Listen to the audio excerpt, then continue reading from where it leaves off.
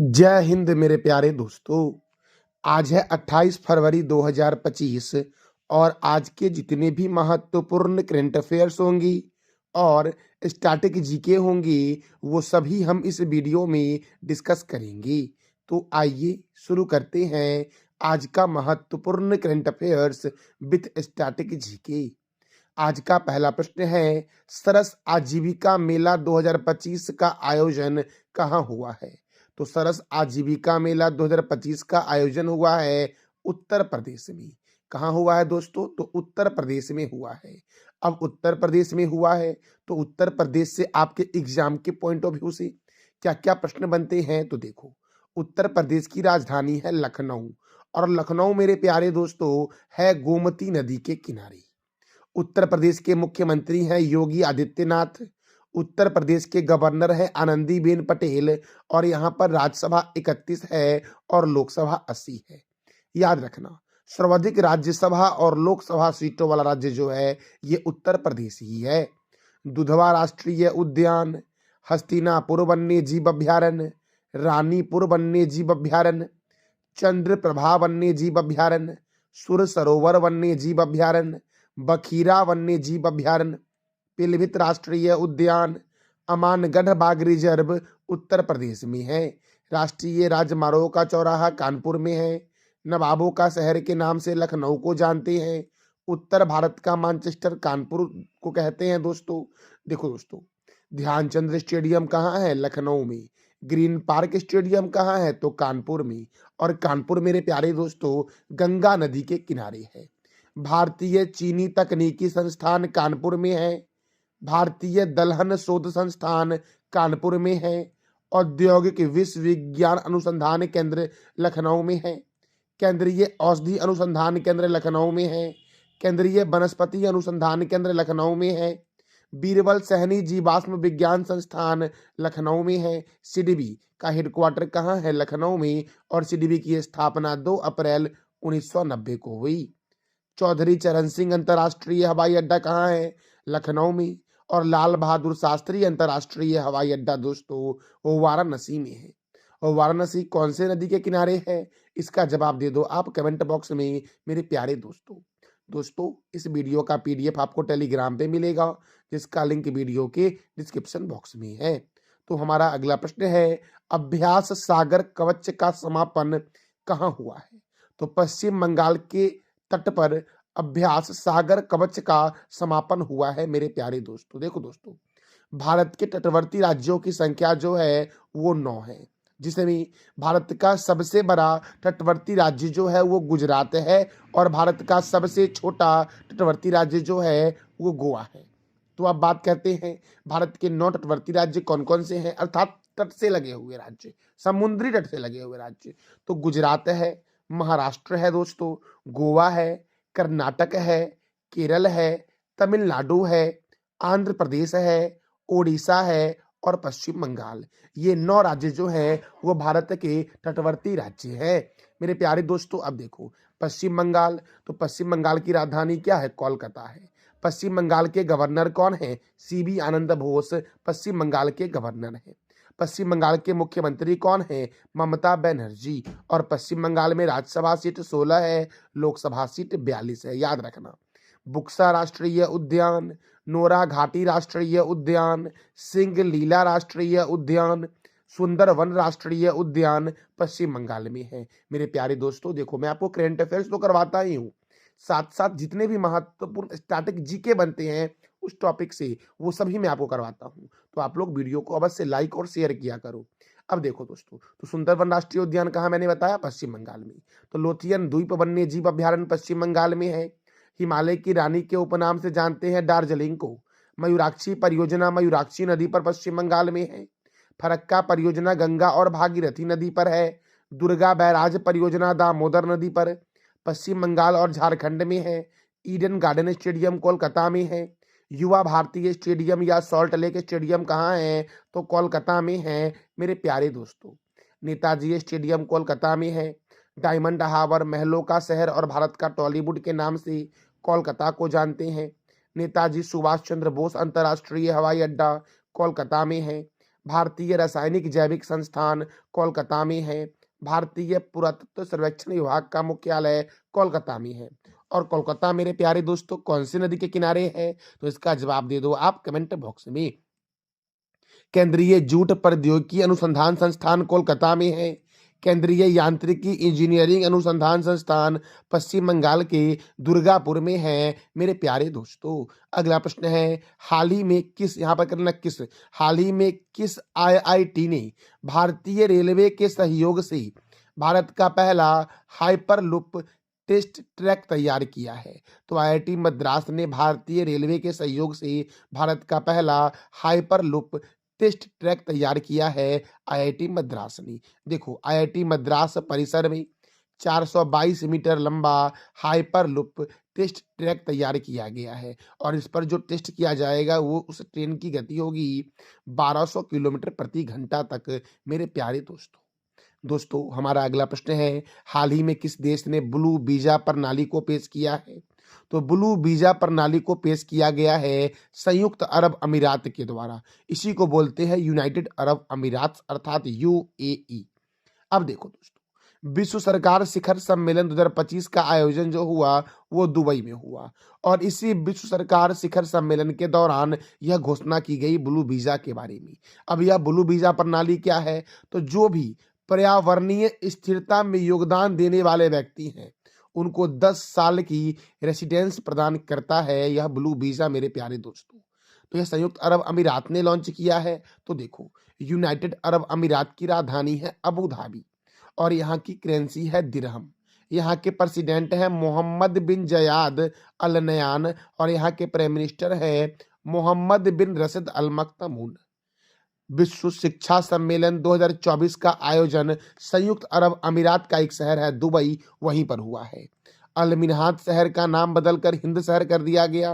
तो दुबई में ही यह शहर स्थित था अल मिन्हाद, जिसका नाम हिंद शहर कर दिया गया।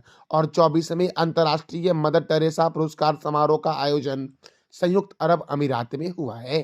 अगला प्रश्न है, हाल ही में सर्वाधिक गिद्धों वाला राज्य कौन बना है? तो मध्य प्रदेश बना है सर्वाधिक गिद्धों वाला राज्य मेरे प्यारे दोस्तों। मध्य प्रदेश में गिद्धों की संख्या है 12,981।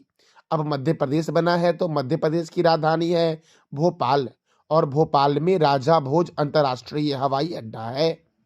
देखो मध्य प्रदेश के गवर्नर है मंगू भाई छगन भाई पटेल और यहाँ के मुख्यमंत्री हैं मोहन यादव। मध्य प्रदेश में राज्यसभा 11 है, लोकसभा 29 है। कान्हा किसली राष्ट्रीय उद्यान, माधव राष्ट्रीय उद्यान, वन विहार राष्ट्रीय उद्यान, सतपुरा राष्ट्रीय उद्यान मध्य प्रदेश में है। वाधवगढ़ राष्ट्रीय उद्यान, ओंकारेश्वर राष्ट्रीय उद्यान, डायनासोर राष्ट्रीय उद्यान, कूनो राष्ट्रीय उद्यान, मांडला पौधा जीवाश्म राष्ट्रीय उद्यान, संजय डुबरी बाग रिजर्व, गांधी सागर वन्य जीव अभ्यारण्य मध्य प्रदेश में है। नरसिंहगढ़ वन्य जीव अभ्यारण्य, पंचमढ़ी अभ्यारण्य, सरदारपुर वन्य जीव अभ्यारण्य, राष्ट्रीय चंबल वन्य जीव अभ्यारण्य कहाँ है? मध्य प्रदेश में। राजा भोज अंतर्राष्ट्रीय हवाई अड्डा भोपाल, देवी अहिल्याबाई होलकर अंतर्राष्ट्रीय हवाई अड्डा इंदौर, सोया प्रदेश और टाइगर स्टेट के नाम से जानते हैं मध्य प्रदेश को मेरे प्यारे दोस्तों। नेपाल नगर अखबारी कागज के लिए प्रसिद्ध है। सांची का स्तूप मध्य प्रदेश में, भीमबेटका की गुफा मध्य प्रदेश में, कंदरिया महादेव मंदिर खुजराहो में है जिसका निर्माणकर्ता चंदेल राजा है।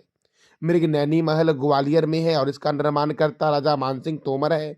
64 योगिनी मंदिर खजुराहो में है और इसका निर्माणकर्ता चंदेल राजा है। लक्ष्मण मंदिर छतरपुर में है और इसका निर्माणकर्ता कौन है? तो चंदेल राजा है मेरे प्यारे दोस्तों। अगला प्रश्न है, हाल ही में जर्मनी के नए चांसलर कौन बने हैं? तो फ्रेडरिक मर्ज बने हैं जर्मनी के नए चांसलर मेरे प्यारे दोस्तों। अब जर्मनी की राजधानी क्या है? तो बर्लिन। जर्मनी के प्रेसिडेंट कौन है? फ्रैंक वाल्टर स्टेनमेयर और जर्मनी की करेंसी है यूरो। दुनिया की पहली हाइड्रोजन से चलने वाली ट्रेन जो बनाई थी वो जर्मनी ने ही बनाई थी और एशिया में चीन ने बनाई थी। अगला प्रश्न है, विश्व प्रोटीन दिवस कब मनाया जाता है? तो विश्व प्रोटीन दिवस मनाया जाता है 27 फरवरी को मेरे प्यारे दोस्तों। अब तक फरवरी महीने में कौन कौन से महत्वपूर्ण दिवस मनाए गए हैं?